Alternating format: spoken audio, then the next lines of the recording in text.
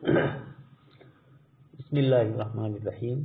الدلیل الثانی انه لو كان المقصود التوسع في وجوه التعبد بحيث لا يقف عندما حده الشارع لنصب الشارع على ذلك دليلا واضحا كما نصب على التوسعة في وجوه العادات أدلة لا يوقف معها على المنصوص عليه دون ما شابهه وقاربه وجامعه في المعنى. عبادات کے اندر دلائل کی تلاشی نہیں ہوتی ہے، عبادات کے اندر حکمتوں کی تلاشی نہیں ہوتی ہے، بلکہ عبادات کو جس طریقے سے بھی حکم دیا اس کو ماننا ہوتا ہے. اس کی پہلی دلیل ذکر کی تھی کہ عبادتوں کی ظاہری شکلیں حیتیں ہماری سمجھ میں نہیں آتی لیکن مان لینا ہے.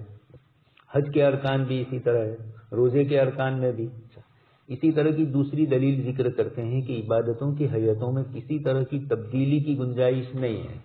قیام قیام ہے، رکوع رکوع ہے، سجدہ سجدہ ہے، قعود قعود ہے. روزے میں بھی جو جس طریقے سے روزہ رکھنا ہے اسی کیفیت کے ساتھ کتاب و سنت میں ذکر کیا گیا، بندہ وہی اسی طرح کر سکے گا. یہی حال زکوٰۃ کی ادائیگی کے سلسلے میں بھی شریعت نے جو اصول اور ضابطے بتلائے، تو ان عبادتوں میں ہمیں یہ نظر آتا ہے کہ ان میں یہ اس کے بجائے یہ کرو، اس طرح کی کوئی چیز سمجھ میں نہیں آتی. دوسری بات یہ کہ وہ خود ایسی چیز ہوتی ہے جس پر قیاس کیا ہی نہیں جا سکتا. اس بنیاد پر شریعت مطہرہ کی عبادتوں کی جو شکلیں ہم دیکھ رہے ہیں ان میں تبدیلی شریعت کی طرف سے نہیں ہوتی. واضح دلیل اس کی موجود ہے. عام احوال کی بات ہو رہی ہے، بیمار مسافر کے لیے جو کچھ تبدیلیاں ہیں وہ جزوی دوسری حیثیت کی ہے، لیکن نماز میں کوئی فرق نہیں. جو نماز مقیم پڑھتا ہے قیام قعود سجدے وغیرہ کے حیثیتوں سے، مسافر بھی اسی طریقے سے کرتا ہے. تو جیسے سارے کے یہاں معاملات کے باب میں اسے دلائل ملتے ہیں جو ہمیں منصوص علیہ پر رکے رہنے کو واجب نہیں کرتے. جب ہمیں ایسے دلائل عبادات کے باب میں نہیں ملتے ہیں بلکہ معاملہ اس کے بالکل برعکس ہے. اس کا مطلب یہ ہوا کہ احکام میں شارع کی حد بندی کے اندر ہی رہنا مقصود ہے، الا یہ کہ بعد مخصوص صورتوں میں نص یا اجماع سے کسی خاص حکمت کا ادراک ہو جائے. لیکن عام احوال کے اعتبار سے عبادتوں کی حیتوں میں شریعت کی طرف سے کوئی قیاس کی گنجائش نہیں ہے. عام اصول اور ضابطے جو ہے المشقۃ تجلب التیسیر اور اس طرح کی دوسری دلیلیں، یقیناً اس کی روشنی میں مسائل میں تبدیلی ہوتی ہے لیکن وہ جزوی ہے. عمومی طور پر عبادات کی حیتیں اور ان کی شکلیں اسی انداز میں رہتی ہے اور اسی طرح کرنا ہوتا ہے. یہ اس بات کی دلیل ہے. اس کے مقابلے میں معاملات کے مسائل میں دیکھتے ہیں شریعت کی طرف سے بڑی آسانیاں وہاں پر ہے. یہ اس بات کی دلیل ہے کہ تعبدی امور میں احکام کی حکمتیں اور علتیں تلاش نہ کی جائے. اسی کو انہوں نے سمجھایا. کما نص علی التوسعہ فی وجوہ العادات ادلۃ لا یقف معها علی المنصوص علیہ. صرف منصوص علیہ پر اکتفا نہیں ہوتا ہے بلکہ اس کی قریب قریب مثالوں پر بھی عمل کیا جاتا ہے. وَلَكَانَ ذَلِكَ يَتَّسِعُ فِي بَابِ الْعِبَادَاتِ وَلَمَّا لَمْ نَجِدْ كَذَلِكَ بل علی خلافہ. معاملات میں جیسا دیکھتے ہیں عبادات میں ایسا نہیں دیکھ رہے ہیں تو دل علی ان المقصود الوقوف عند ذلك المحدود. شریعت نے جو حد بندی کی ہے اسی میں رہنا ہوتا ہے. الا یتعین، جیسا بھی میں نے کہا کہ نص یا اجماع کی وجہ سے مسافر مقیم اور دوسروں کے لیے جو مسائل میں فرق رہا وہ اپنی جگہ پر، یا کسی مخصوص آدمی کے لیے آپ صلی اللہ علیہ وسلم کے سامنے سوال آیا ہو اور پھر عبادت میں آپ نے ان کے لیے فرمایا، جیسے حضرت کعب بن عجرہ رضی اللہ تعالیٰ عنہ، جو آئی مشقت آئی، آپ صلی اللہ علیہ وسلم نے حالت احرام میں ان کو حلق کرنے کی اجازت فرمائی. یہ کچھ جزئیات استثناء ہے، لیکن پھر بھی حج تو وہ اسی طرح کریں گے جس طرح دوسرے کرتے ہیں، جن ترتیب سے جس ارکان کی ادائیگی کے ساتھ. یہ اس بات کی دلیل ہے کہ عبادات کے معاملات کے اندر توقف ہی بہتر ہے. تیسری ایک اچھی دلیل فرماتے ہیں امام شاطبی رحمۃ اللہ علیہ، ان وجوہ التعبدات فی ازمنۃ الفترات لم یهتدی الیہ العقلاء اهتداؤهم لوجوہ معانی العادات فکان الغالب فیہم الضلال والمشی علی غیر طریق مما يدل على ان العقل لا يستقل بادراک معانیها ولا بوضعها فافتقرنا الى الشریعۃ فی ذلک. نبوت کے انقطاع کا زمانہ، حضرت عیسیٰ علیہ السلام سے لے کر آپ صلی اللہ علیہ وسلم تک کا دور، بڑے عقل مند لوگ اس زمانے میں بھی تھے، بلکہ شاید منطق فلسفے میں جتنے عقلی لوگ پیدا ہوئے وہ اسی دور کے ہیں مناطقہ میں. تو عقل مند لوگ بھی عبادتوں کی حیتوں کو نہیں پہنچ سکے. معاملات کی حکمتوں کو انہوں نے تلاش کیا لیکن عبادتوں کی حکمتیں نہیں بتلا سکے. یہی وجہ ہے کہ وہ دینی گمراہی اور بے راہ روی میں مبتلا ہوئے باوجود عقل کے. اس لیے کہ عقل سے دین اور شریعت کا معاملہ حل نہیں ہوتا ہے، یہ اللہ کی توفیق سے ہوتا ہے. ایک کمزور سے کمزور دیہاتی آدمی یعنی عقل کے اعتبار سے اللہ پاک اس کو ایمانیات سے نوازتے ہیں، اور اس کے مقابلے میں وقت کا بڑا عقل مند اور سمجھدار لیکن شام کو دیکھتے ہیں کسی کے آگے جھکتا ہے، بے جان مورتیوں کے آگے وہ بیچارہ اپنا سر رکھ دیتا ہے، اپنی ساری تمنائیں ان سے ظاہر کرتا ہے ایک اللہ کو چھوڑ کر. تو اس سے بھی معلوم ہوا کہ عقل عبادتوں کے معنی کا ادراک نہیں کر سکتی، ورنہ ارسطو نے افلاطون جیسے لوگ ادراک زیادہ کرتے اور بیچارہ ایک عام دیہاتی آدمی مومن نہ ہوتا. لیکن اتباع عقل ارذلون، ہر زمانے میں نبیوں کی اتباع کرنے والے سماج کے ایسے ہی طبقے کے لوگ ہوئے، کمزور طبقے کے لوگ ہوئے، اور عقل مندوں میں بھی کم. عقل کی بنیاد پر دین سمجھنا ہوتا تو اللہ تبارک تعالیٰ عقل مندوں کو ہی دیتے. یہ دلیل ہے کہ عبادات کے اکثر مسائل کی علت تلاش کرنے سے مستثنا اور بغیر ادنا تبدیلی کے سارے کے حکم پر قائم رہنے کی بات ان تمام سے معلوم ہوتی ہے.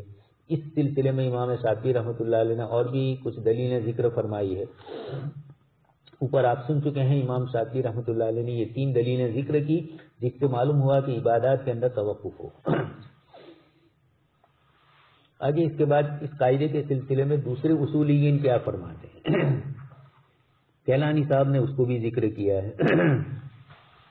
اذ ان الامام الشاطبی اذا ساق هذه القاعده مؤيده لها بالادله فانها فصل ووضح ما اشار اليه كثير من الاصوليين من قبل.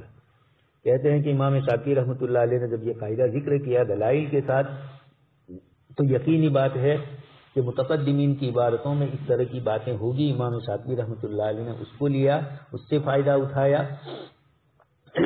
تو اس قاعدے میں اکیلے امام شافعی نہیں ہے، ان کے متقدم علماء میں امام غزالی کے متعلق عبارت ذکر کرتے ہیں. ما يتعلق بمصالح الخلق من المناکحات والمعاملات والجنایات والضمانات وما عدا العبادات فالتحکم فيها نادر.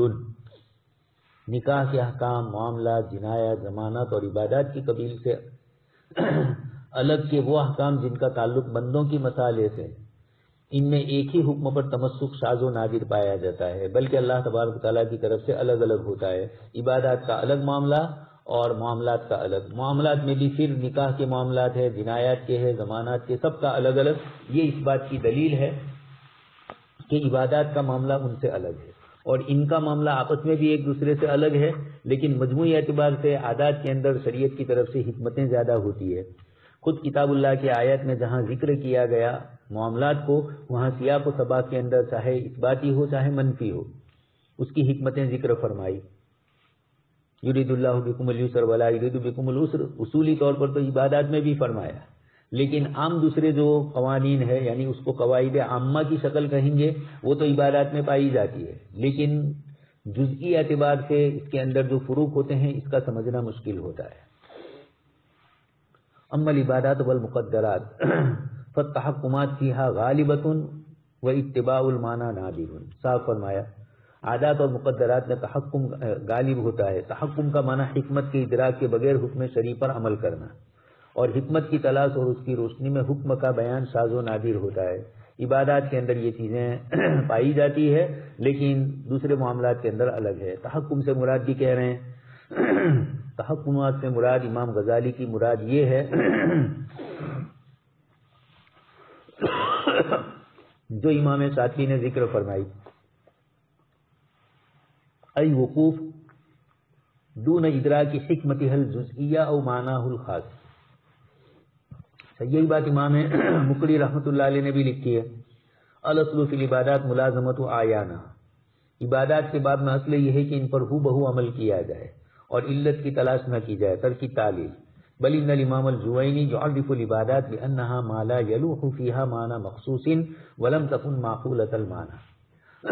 امام الحرمین امام جوینی نے جو عبادت کی تعریف کی وہ خود ہی اس بات کی دلیل ہے کہ جس میں کوئی مخصوص حکمت ظاہر نہ ہو اور اس کی حکمت کا ادراک عقل انسانی نہ کر سکے. اس موقع پر انہوں نے آگے یہ بھی وضاحت کی کہ خاص حکمت کا ہی ادراک نہیں ہو پاتا ہے، جیسے تکبیر تحریمہ کی حکمت.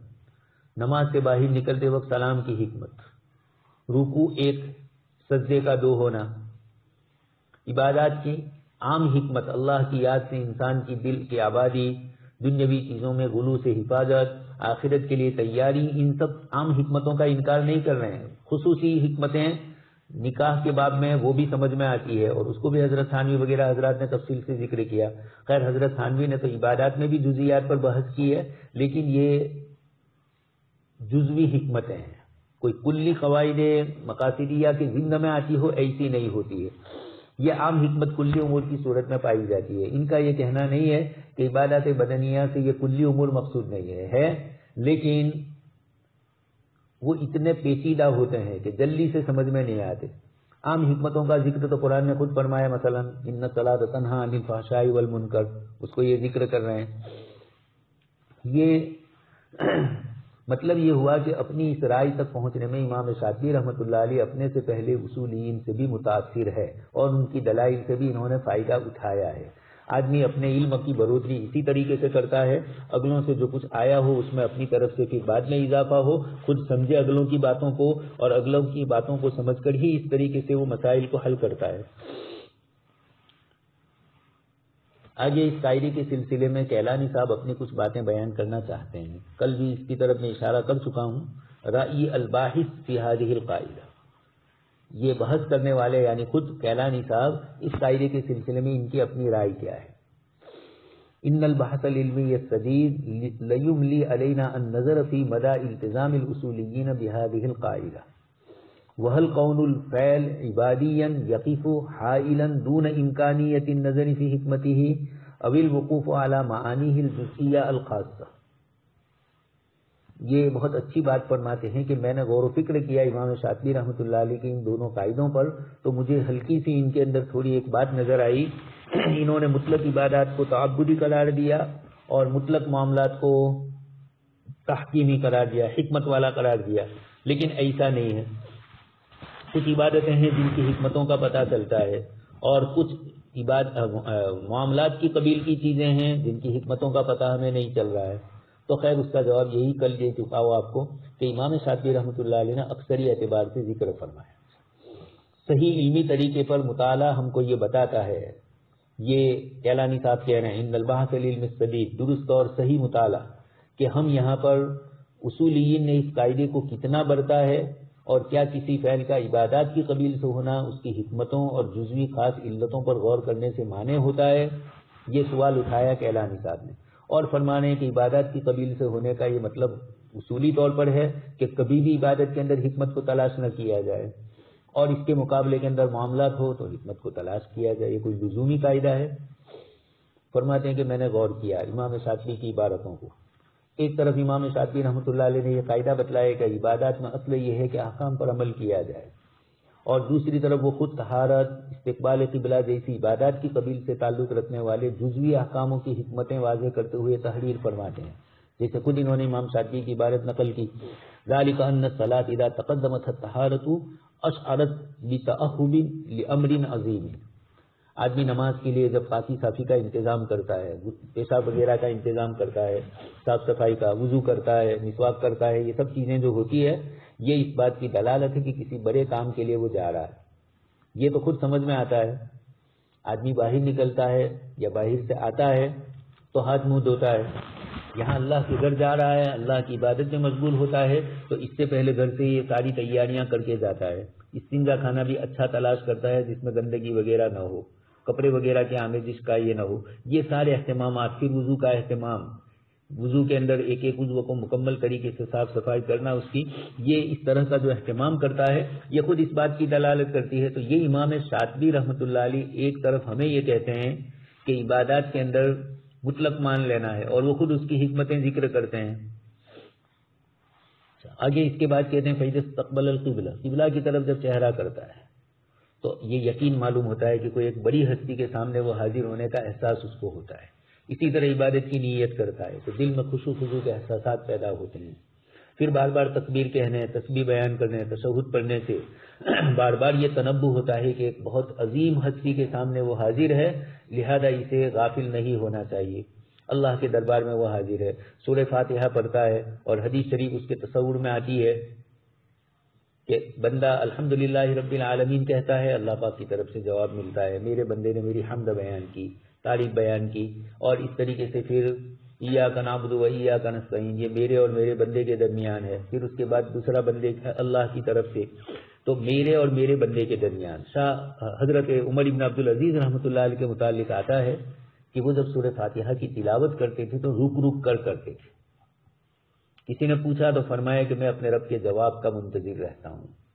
اب جواب تو سامنے نہیں آئے گا، لیکن جب حدیث شریف میں فرمایا صادق و مصدوق صلی اللہ علیہ وسلم نے تو بات سچی ہے، تو جب میں یہ کہتا ہوں الحمدللہ رب العالمین، تو میرے رب کی طرف سے یہ جو جملہ آتا ہے کہ میرے بندے نے میری حمد کی، اتنا سننے کے لیے یا اس سننے کی کیفیت پیدا کرنے کے لیے، یا کم سے کم اتنا معلوم ہے ون وے کہ اللہ پاک کی طرف سے تو جواب آتا ہے چاہے میں نہ سنوں، تو اپنے کو اس کی طرف متوجہ کر رہا ہوں۔ یہ عمر بن عبدالعزیز رحمۃ اللہ علیہ کا روایتوں کے اوپر استحضار تھا۔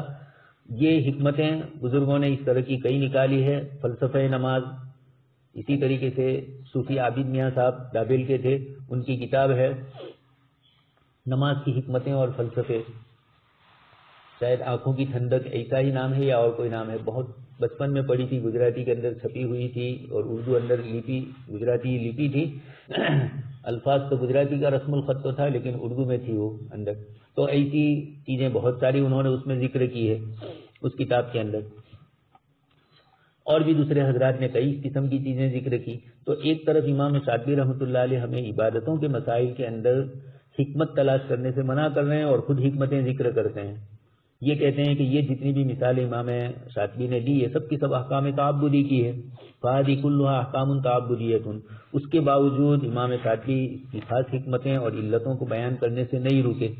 اچھا، اسی طرح امام شاطبی رحمۃ اللہ علیہ نے زکوٰۃ کی شرطوں کے بیان میں نصاب کی تکمیل، حولان حول، مال کے نامی ہونے کی شرط کی حکمت کو بیان کرتے ہوئے فرمایا کہ مال کے اوپر ایک سال کا عرصہ گزر جاتا ہے، اور آپ سن بھی چکے ہیں حولان حول، اس کے اندر مختلف سیزنیں آتی ہے، مختلف حالات آتے ہیں، آدمی کو ایک مہینے میں کمائی نہیں ہوئی تو دوسرے مہینے میں کمائی ہو جاتی ہے، اس طریقے کا پورا سال گزرتا ہے تب شریعت زکوٰۃ واجب کرتی ہے، ہر مہینے واجب کرتی تو بندوں کے لیے پریشانی ہوتی۔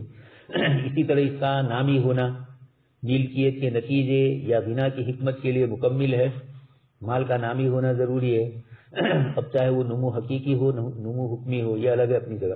تو یہ حکمتیں ذکر کی یہ دلیل ہے کہ امام شاطبی بھی جزیات کو تو عبادات میں مان رہے ہیں اور عبادات کی حکمتیں بھی ذکر کرتے ہیں۔ وَيُضِيفُ قَوْلَهُ، آگے چل کر یہ بھی فرماتے ہیں أَلَا تَرَى أَنَّ الْحَوْلَ هُوَ الْمُكَمِّلُ لِحِكْمَةِ حصول النصاب، پورا سال اللہ پاک کی طرف سے نصاب کی حصول کے لیے حکمت ہے۔ وہی الغنا، مالداری ہو ہی جاتی ہے، تجارت میں دیکھتے ہی ہیں کبھی نہ کبھی تو برکتیں آ ہی جاتی ہے۔ فإنه إذا ملك فقط لم يستقر عليه حكمه إلا بالتمكن من الانتفاع به في وجوه المصالح۔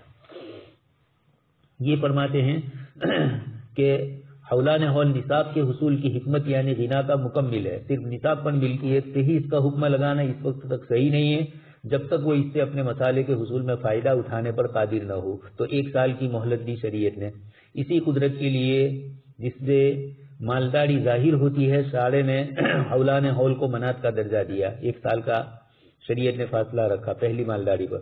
یقینی بات ہے کہ زکوٰۃ کے احکام عبادات کی قبیل سے ہیں، عادات کی قبیل سے نہیں ہیں، اس کے باوجود امام شاطبی رحمۃ اللہ علیہ بلا جھجک ان کی خاص حکمتوں کو دریافت بھی کرتے ہیں اور بیان بھی کرتے ہیں۔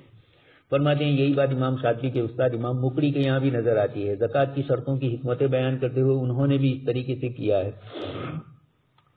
والامر ذاته نلحظه عند الامام المقری شیخ الشاطبی اذ یبین حکمت شروط الزکوٰۃ، وہ زکوٰۃ کی شرطوں کی ذکر کرتے ہوئے حکمتیں بتلاتے ہوئے فرماتے ہیں کہ یہ شرطیں عدل کو یقینی بناتی ہے، مراعات حال کل من الغنی والفقیر والمعطی والعاقب، وهذا واضح فی قوله، آگے جا کر انہوں نے جو عبارت ذکر کی اس عبارت میں یہی کہا کہ شریعت نے زکوٰۃ دینے والے لینے والے کے درمیان عدل سے کام لیا، اسی وجہ سے زکوٰۃ کو صرف مال نامی سے ہی متعلق کیا، چاہے یہ مال فطری طور پر نامی ہو جیسے جانور، سبزی، غلہ وغیرہ، کھیتی، اور چاہے اس کو نامی مان لیا جیسے تجارت میں استعمال ہونے والے سونے چاندی وغیرہ.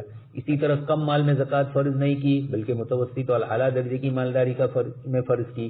اسی طرح اگر درمیان میں کسی وجہ سے مالداری جاتی رہی تو سال پورا ہونے پر اگر مالدار نہیں ہے، چاہے شروع میں تھا بلکہ آخری دن سے پہلے تھا اور اچانک اسی دن غائب ہو گیا، یعنی مال ضائع ہو گیا، کچھ بھی ہوا، یہ سب حکمت امام شاطبی نے بھی بتلائی، مقری نے بھی بتلائی. آگے اس کے بعد امام غزالی کا حوالہ دے کر نماز کے متعلق فرماتے ہیں کہ امام غزالی نے بھی دن کے بعض اوقات میں نماز کے ممنوع ہونے کی حکمتیں ذکر فرمائی.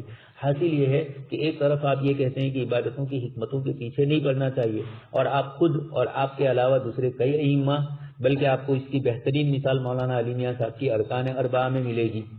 وہاں کثرت سے ان بزرگوں کے اقوال کو نقل کیا، امام غزالی کے، ابن تیمیہ کے، ابن قیم رحمۃ اللہ علیہ کے، شاہ ولی اللہ کے، ان حضرات کی عبارتوں کو نقل کر کے حضرت مولانا علی میاں صاحب نے عبادات کی بھی عجیب عجیب حکمتیں تلاش فرمائی اور عجیب عجیب حکمتیں ذکر فرمائی. چنانچہ سورج کی عبادت کرنے والوں کی مشابہت سے بچنے کے لیے ان اوقات میں ہمیں عبادت کرنے سے منع کیا. اس کے علاوہ ایک حکمت یہ بھی ہے کہ آخرت کی راہ کا مسافر ہر وقت نماز پڑھتے رہتے ہیں، لگاتار عبادت کرتے رہنے سے ان میں اکتاہٹ پیدا ہو سکتی تھی، تو ان اوقات میں نماز سے روک دینے کے نتیجے میں ممنوع وقت میں کے جانے کا وہ انتظار کریں گے اور اس طرف اور زیادہ جذبہ اور شوق پیدا ہوگا. لہذا تسلسل کے ساتھ نماز پڑھتے رہنے کی صورت میں جو اکتاہٹ پیدا ہو سکتی ہے اس سے بچانے کے لیے ان اوقات میں تسبیح اور استغفار کو مختص کر دیا کہ تھوڑا کچھ یہ بھی کرتے رہو. یہ مثالیں صرف اس لیے دے رہے ہیں کیلانی صاحب اپنی دلیل کے طور پر کہ مطلق عبادات میں آپ نے عبادات کے احکام کے اندر حکمتیں تلاش کرنے سے آپ نے منع کیا، حالانکہ سارے علماء اس کو ذکر کرتے ہیں. خود قاعدہ ذکر کرنے والے امام شاطبی رحمۃ اللہ علیہ بھی اس کو ذکر کرتے ہیں، پھر کیوں منع کر رہے ہیں؟ آگے اور ایک مثال دے رہے ہیں. تعبدی احکام میں خاص حکمتوں کا یہ بیان صرف شریعت کے محاسن ذکر کرنے کے مواقع پر نہیں ہوتے ہیں بلکہ فقہی احکام کی تشریح کرتے ہوئے بھی علماء اس کو ذکر کرتے ہیں. ایک تو یہ ہے کہ امام غزالی وغیرہ نے حکمتیں ذکر کرتے ہوئے بتلایا، اور ایک یہ ہے کہ فقہی احکام کی تشریح کرتے ہوئے علماء نے ان چیزوں کو ذکر کیا. مثلا شافی علماء میں سے علامہ تاج الدین سبکی رحمۃ اللہ علیہ کا ذکر کر رہے ہیں کہ امام شافی رحمۃ اللہ علیہ کے نزدیک زکوٰۃ کی غالب علت مساوات کا قیام ہے مالدار اور فقیر کے درمیان، تعبد کی صفت اس کے تابع ہے. اب یہاں پر دیکھ لیجئے امام شافی رحمۃ اللہ علیہ بھی یہ فرماتے ہیں. امام سبکی نے اس قاعدے کو ذکر کرنے کے بعد اس سے مختلف احکام کی تفریح کی. مثلا فرمایا چونکہ شافی عالم ہے اپنے اعتبار سے مسائل ذکر کریں گے، بچے اور مجنون کے مال پر بھی زکوٰۃ واجب ہے. یہ ایک مالی عبادت ہے جو اغنیاء پر فقراء کے فائدے کے لیے واجب ہوئی ہے، لہذا فقراء کا پہلو ہی اصل میں مقصود شریعت ہے تاکہ ان کی ضرورتوں کو پورا کیا جا سکے. ہم کہتے ہیں کہ یقیناً بہت اچھی بات ہے، لیکن وجوب زکوٰۃ میں زکوٰۃ ادا کرنے والوں کا اعتبار نہیں کیا جائے گا کہ شریعت کی نگاہ میں وہ مکلف ہے یا نہیں، بلکہ فقراء کا اعتبار کرتے ہوئے غنی کے شرعی احکام کے مکلف نہ ہونے کی صورت میں بھی زکوٰۃ واجب کر دی جائے گی. غنا کے شرعی احکام یہ ان کے نزدیک ہے، ہمارے یہاں نہیں ہے. ہم نے کہا کہ مکلف ہونا ضروری ہے، وہ مکلف ہی نہیں ہے تو اس پر زکوٰۃ نہیں، بالغ ہونا اس کے لیے ضروری ہے. خیر یہ جزوی احکام میں فرق ہے، لیکن ہمارے یہاں بھی اس کی حکمتیں تو کچھ نہ کچھ ذکر کی ہی جاتی ہے. آگے ابن رجب حنبلی رحمۃ اللہ علیہ کا قول نقل فرماتے ہیں. وہ یہ فرماتے ہیں تعبدی احکام کی حکمتیں من ان المریض اذا عزیز فی الصلاۃ عن وضع وجهه علی الارض وقدر علی وضع بقیۃ اعضاء السجود فانه لا يلزمه ذلك على الصحیح لأن السجود على بقیۃ الاعضاء انما وجب طبعا. یہ مثال اس سے پہلے آپ سن چکے ہیں. ابن رجب نے جو حکمت ذکر کی، مریض آدمی اگر سجدے میں اپنا چہرہ زمین پر نہ رکھ سکے اور دیگر اعضاء کو زمین پر رکھنے پر قادر ہے تو جو سجدے میں رکھے جاتے ہیں تو بقیہ اعضاء کا سجدے پر زمین پر رکھنا صحیح قول کے مطابق ضروری نہیں، اس لیے کہ جب چہرہ ہی رکھنا اب ضروری نہیں ہوا تیرے حق میں، یعنی چہرے کے تابع یہ سب ہے، اس لیے اب تجھے جھک کر اشارہ کر کے جو سجدہ کرے گا وہ معتبر ہوگا. ابن رجب نے اس عبارت میں سجدے میں چہرے کے علاوہ دیگر اعضاء کی زمین پر رکھنے کی حکمت بیان کی. اصل وہاں قاعدہ آیا تھا مکمل اور مکمل کا، اور یہاں ذکر کر رہے ہیں حکمت کے طور پر کہ امام ابن رجب حنبلی رحمۃ اللہ علیہ یہاں پر حکمت ذکر کر رہے ہیں کہ جب سجدے کی تعریف ہی ہے وضع الجبہۃ علی الارض، اور جب جبہہ ہی نہیں پایا جا رہا ہے تو پھر کس طریقے سے اس آدمی کے اوپر آپ یہ دوسری چیزیں بھی لازم کریں. یہاں کہہ رہے ہیں کہ یہ حکمت بتلائی، دلیل ہے کہ عبادات کی حکمت بتلائی جاتی ہے. اسی کی ایک مثال حسن بصری اور سعید ابن مسیب سے منقول یہ فتویٰ بھی ہے جو آگے ذکر کیا جا رہا ہے، من وجوب غسل کل میت شہیدا کان او غیر شہید. ان دونوں بزرگوں نے یہ فرمایا کہ میت کو غسل دینا ضروری، یہاں تک کہ شہید کو بھی. اپنے اس فتوے میں ان حضرات نے اس حدیث کے مطابق ایسے ہی فتویٰ نہیں دیا ہے جس کے مطابق آپ صلی اللہ علیہ وسلم نے احد کے شہداء کو انہی کے کپڑوں میں نماز پڑھے بغیر جنازہ دفن کرنے کا جو حکم دیا تھا. انہوں نے اس حدیث کی یہ تعلیل کی کہ بنا غسل دیے دفن کر دینے کا یہ حکم نبوی اس وقت کے سخت حالات میں مشقت کی. یہ ایک جزوی بات ہے، ان کی بات پر اتفاق علماء کرے یا نہ کرے، یہاں تو اتنا بتلانا ہے کہ انہوں نے اس کی حکمت بتلائی، جبکہ اس کا تعلق مسئلہ عبادات سے ہے. اس علت کے نہ پائے جانے کی صورت میں حکم اصلی غسل میت کا وجوب یہ واپس آ جائے گا، یہ حضرات فرماتے ہیں. لیکن یہ کہ انہوں نے حکمت بتلائی، تو اس خالص تعبدی مسئلے میں جس طرح شہید کو بھی غسل دیے جانے کے یہ حضرات قائلین تشریع کی حکمت کا خیال رکھتے ہیں، اس طرح دوسری رائے کے حاملین شہید کو غسل نہ دیے جانے کی رائے رکھنے والے حضرات بھی وہ بھی حکمت بتلاتے ہیں.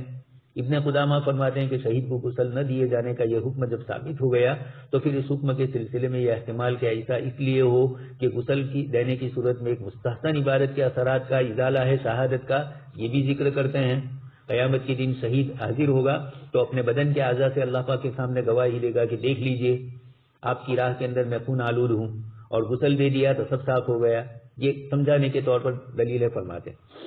یہ اس طرح کی تمام دلیلیں تعبدی احکام کی ان توضیحات میں چونکہ سب کے یہاں تعبدی احکام کی علتوں پر توجہ اور حکمتوں پر غور و استدلال وغیرہ کیا گیا، اس سب کی وجہ سے میں اس قاعدے کیلانی صاحب فرماتے ہیں کہ یہ جتنی مثالیں آپ نے دیکھی ان تمام میں یہ ہے کہ عبادات کے سلسلے میں اصل توقف کا جو قاعدہ شاطبی نے ذکر کیا خود ہی عمل نہیں کیا ہے اور دوسرے علماء نے بھی نہیں کیا ہے.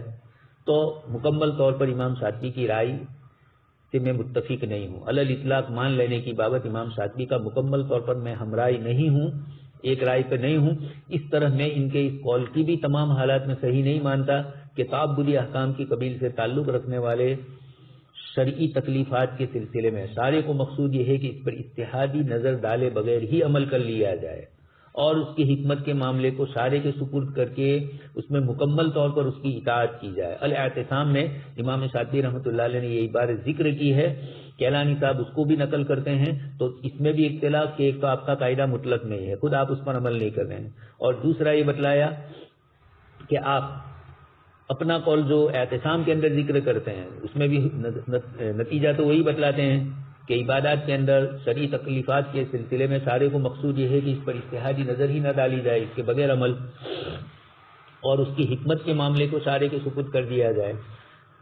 اب آگے یہ کہہ رہے ہیں کہ میری رائے یہ ہے، یہ کیلانی صاحب فرماتے ہیں کہ امام شاطبی سمیت دیگر جتنے اصولیین اور فقہا نے پچھلی عبارتوں میں یہ واضح ہوتا ہے ان کی عبارتوں سے کہ تعبدی افعال سے متعلق حکم شرعی اجتہادی غور و فکر سے الگ نہیں ہے. کسی فعل کا تعبدی ہونا مجتہد کے لیے غور و فکر کا دروازہ بند نہیں کرتا ہے. آگے اور بھی مزید وضاحت اس سلسلے کی کریں گے. سبحان اللہ و بحمدہ، سبحانک اللہم و بحمدک، نشہد ان لا الہ الا انت.